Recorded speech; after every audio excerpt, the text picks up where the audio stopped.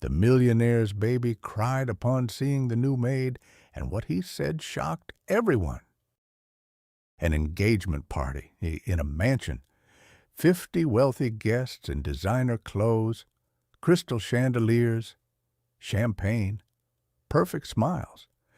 Then the millionaire's 2-year-old son sees the new maid and starts screaming, "Mama!" The ballroom freezes. The bride-to-be goes pale. The grandmother's secret unravels. Because this isn't just any maid. She's the sister of the nanny who was fired for loving the boy too much. What the child says next exposes a truth that destroys an engagement, shatters a family's lives, and proves that a toddler's heart sees what adults refuse to acknowledge. Before we dive in, let us know in the comments what time is it and where are you watching from. Let's start. The maid who knew too much. The Ashford mansion was prepared for perfection. Crystal chandeliers sparkled overhead, casting prismatic light across the marble floors of the grand ballroom. Cream-colored curtains framed floor-to-ceiling windows that overlooked manicured gardens. White roses adorned every surface. Nearly 50 guests in elegant attire mingled with champagne glasses, their laughter echoing off the high ceilings. It was supposed to be the social event of the season, the engagement party for Marcus Ashford, 32, heir to the Ashford Hotel empire, and his fiancée Victoria Sinclair, a stunning blonde woman in a shimmering silver gown that probably cost more than most people's cars. Marcus stood in his impeccably tailored navy blue suit, greeting guests with his practiced smile, when he noticed his son having a meltdown near the entrance to the ballroom.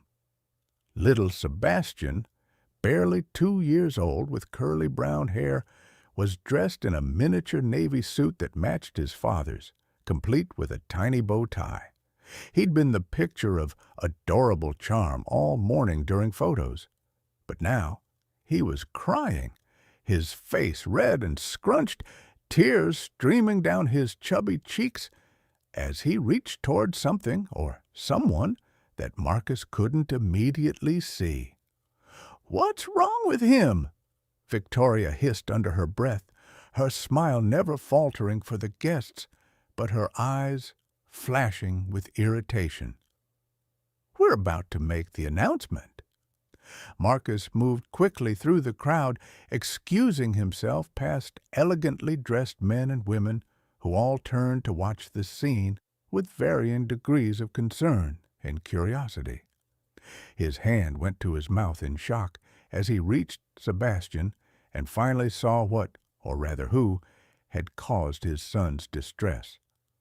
A woman in a blue maid's uniform with a white collar and white apron stood frozen near the service entrance, yellow rubber cleaning gloves still on her hands as if she'd been caught mid-task.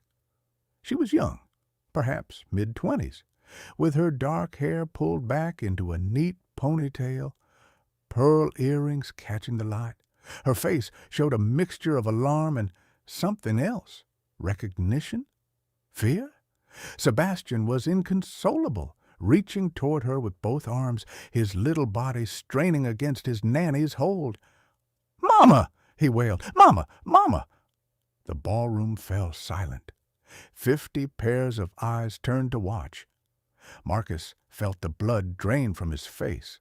That word, that impossible word from his son's mouth, directed at a maid he'd never seen before in his life. Victoria appeared at his elbow, her manicured nails digging into his arm.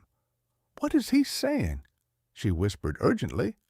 "Why is he calling the help Mama?" I don't know," Marcus stammered, but his eyes were locked on the maid, whose face had gone ashen. The woman, her name tag read Diana, stood completely still, the yellow gloves clutched in her trembling hands. Her eyes glistened with unshed tears as she looked at Sebastian, and Marcus saw something in her expression that made his heart stop. love, desperate, aching, unmistakable love. "Sebastian," Marcus said firmly, moving to take his son from the nanny, "that's not—" "Mama!" Sebastian screamed louder, fighting against Marcus with surprising strength for such a small child. "Mama! Want Mama!" Mrs. Henderson, the head housekeeper, rushed over and grabbed Diana's arm. "I'm so sorry, Mr. Ashford. This is Diana Torres. She just started today. I'll remove her immediately." "No, wait," Marcus heard himself say, though he didn't know why. Something about the way Sebastian was crying, the way he was reaching for this stranger with such desperate recognition, made Marcus's carefully constructed world begin to tilt. "Marcus," Victoria said sharply, her voice low but commanding, "handle this, now. People are staring." But Marcus couldn't look away from Diana. Have we met before?" Diana's lips trembled. She opened her mouth, closed it, then finally whispered, "Mr. Ashford, I should go." "Answer the question," Marcus said, his voice coming out harder than he intended. "Why is my son calling you Mama?" The guests were definitely all watching now, conversations dying as the drama unfolded. Marcus could see his mother, Patricia Ashford, making her way through the crowd with alarm on her perfectly made-up face. Diana looked at Sebastian, whose cries had reduced to heartbroken whimpers as he continued reaching for her. A tear escaped down her cheek. "Because," she said quietly, 18 months ago, I was his nanny. Before everything." Marcus felt like he'd been punched. "That's impossible. Sebastian's nanny was—" He stopped, his mind racing back. 18 months ago, before Victoria, before the engagement. He'd been traveling constantly for work, barely home, leaving Sebastian's care to staff while he grieved his wife's death and drowned himself in business deals. "Her name was Elena Rodriguez," Diana continued, her voice stronger now despite the tears. "She was my sister. She took care of Sebastian for the first 6 months of his life while you were away. She loved him like her own." "Wait," Marcus said, the pieces starting to come together in his mind. "Elena, the nanny who quit suddenly, who left without explanation." "She didn't quit," Diana said, and now anger flickered in her eyes alongside the grief. "She was fired by your mother, who told her that Mr. Ashford was getting engaged, and there was no place in this household for staff who got too attached to the children." Marcus spun to look at his mother, who had reached them. Patricia's face was a mask of aristocratic composure, but her eyes were cold. "This is not the time or place for this discussion." "Is it true?" Marcus demanded. "Did you fire Elena?" "I made a personnel decision that was in the best interest of this family," Patricia said coolly.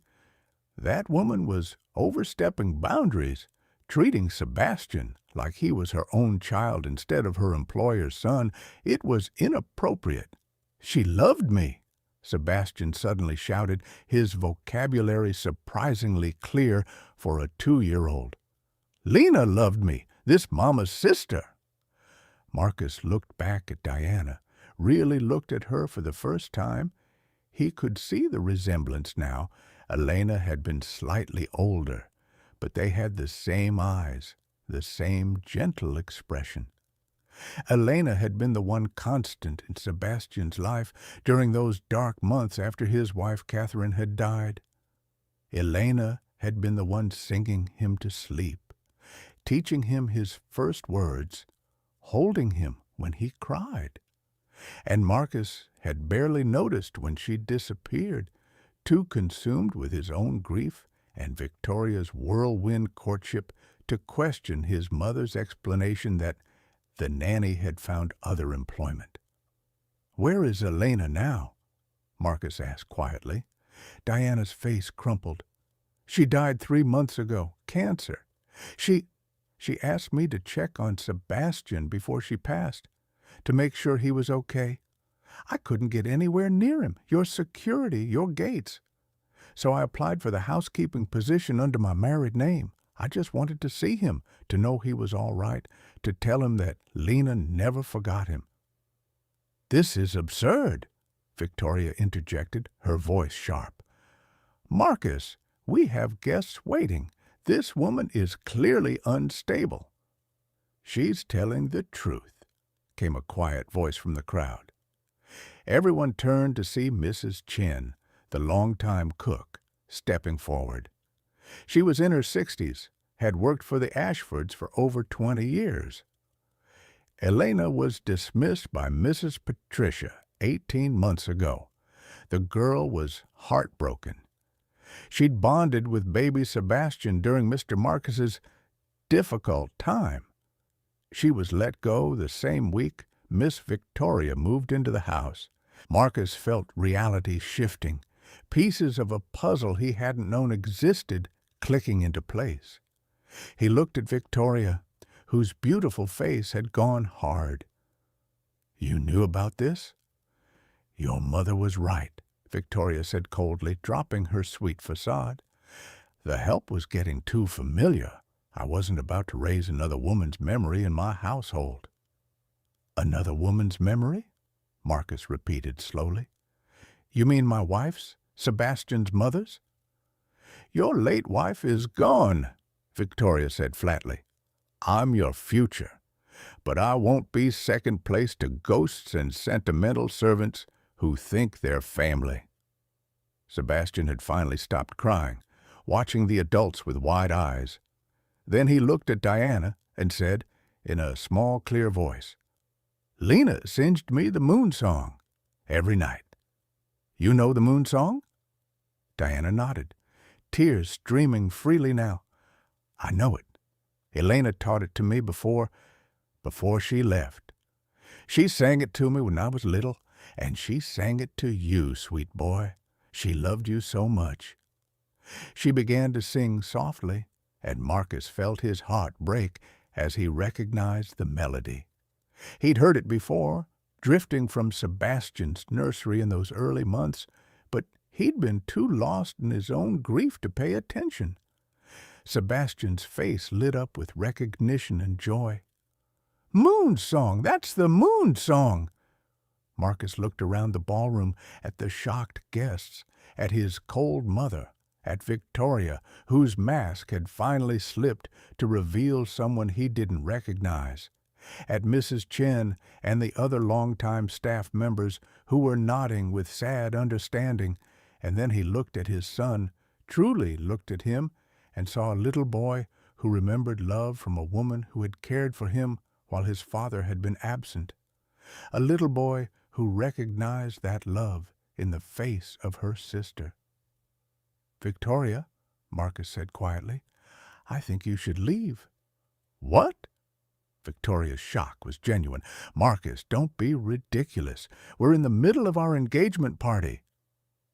"An engagement," Marcus said, his voice growing stronger, "that I'm ending right now, in front of all these witnesses." The gasps from the crowd were audible. Patricia stepped forward. "Marcus, think about what you're doing." "I am thinking," Marcus cut her off. "For the first time in 18 months, I'm actually thinking. You fired the woman who loved my son because she didn't fit your social standards, because she cared too much, and I was so checked out, so buried in my grief and work, that I let it happen, that I let Victoria erase every trace of the people who actually cared about Sebastian."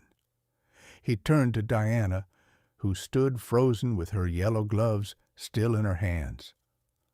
"I am so sorry about your sister, and I am so sorry that you had to sneak into my house as a maid just to see if my son was okay." His voice cracked. That's on me.